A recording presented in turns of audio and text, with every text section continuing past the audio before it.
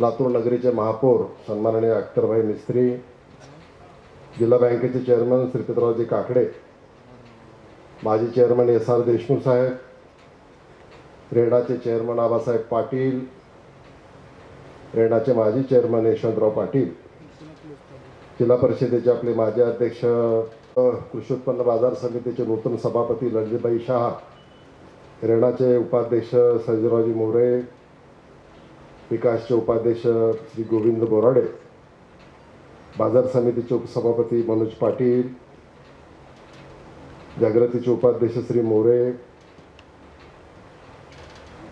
कारखान्याचे माजी चेअरमन धनंजय देशमुख, उपाध्यक्ष जगदीशजी बावणे, कारखान्याचे साखर कारखान्याचे सर्व सन्माननीय संचालक, कारखान्याचे कार्यकारी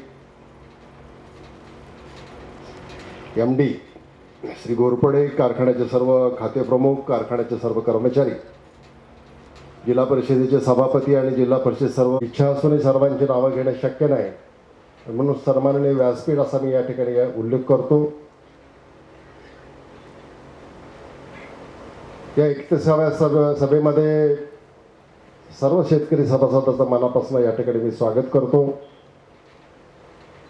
ज्या शेतकऱ्यांनी कष्ट करून अधिकात अधिक ऊस या कारखान्याला घातला, ज्या ठेकेदाराने अधिकात अधिक आपल्या ट्रकच्या माध्यमातून, ट्रॅक्टरच्या माध्यमातून, बैलगाडीच्या माध्यमातून ऊस या कारखान्याला घातला, ज्यांनी ऊसतोड चांगल्या पद्धतीने केली, ज्याचा सत्कार या ठिकाणी कारखान्याच्या वतीने करला, ते सर्व सत्कार मूर्ती उपस्थित शेतकरी सभासद बंधू भगिनी, पत्रकार मित्रांनो, फार मोठं भाषण मी याचे आपल्यासमोर करणार नाही, कारण अहवालामध्ये आपल्यासमोर कारखान्याने कशा पद्धतीचं काम केलं या संदर्भामध्ये सविस्तराने उपाध्यक्षांनी या ठिकाणी सांगितलेलं आहे.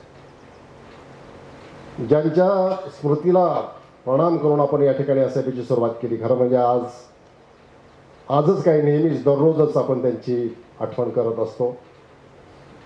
तुमच्या घरामध्ये, तुमच्या हृदयामध्ये, तुमच्या मनामध्ये त्यांची प्रतिमा, त्यांची आठवण, त्यांनी केलेलं कार्य, तरुणापासून ते अगदी म्हाताऱ्या माणसापर्यंत.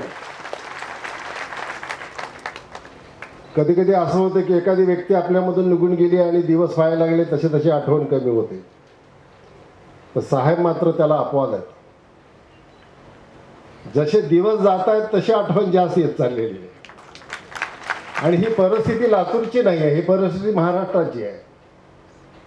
मंत्रालयातल्या कुठल्याही सचिवाच्या कक्षामध्ये तुम्ही जाऊन जर कधी भेट घेतली तर प्रत्येक सचिव साहेब मुख्यमंत्री असताना कशा पद्धतीनं कारभार चालला होता याची आठवण हा समोरच्या माणसाला सांगत असतो. ते काही राजकारणी नाही.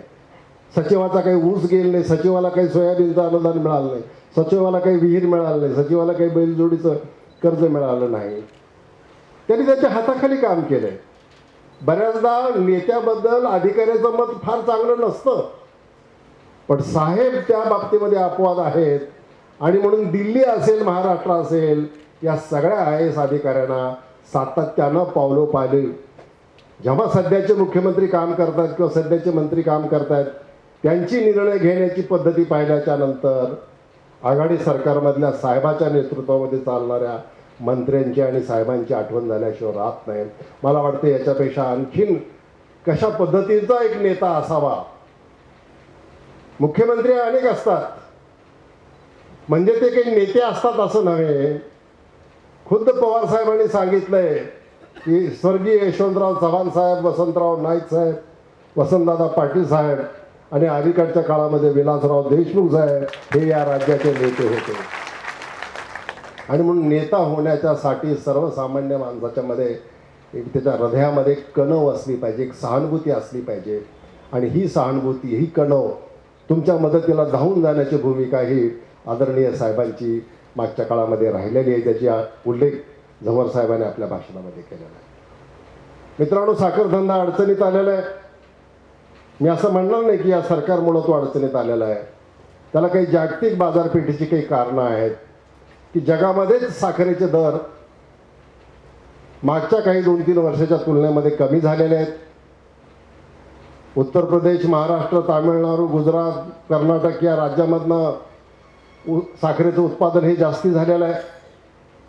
अशा परिस्थितीमध्ये कमी साखरेचे दर घेऊन FRPच्या नियमाप्रमाणे अधिकात अधिक भाव शेतकऱ्याला देणं ही एक तारेवरची कसरत होती. महाराष्ट्रामध्ये मांजरा परिवार तुमचा हा एकमेव परिवार आहे की ज्याच्या सगळ्या कारखान्यांनी FRP प्रमाणेची रक्कम ही अदा केलेली आहे. अजूनही लोक सांगतात की आता एवढे घेऊन जा, राहिलेले पुढच्या वेळी घेऊन जा. पश्चिम महाराष्ट्रामध्ये सुद्धा असे पूर्ण FRP दिलेले कारखाने त्या ठिकाणी नाही आहेत.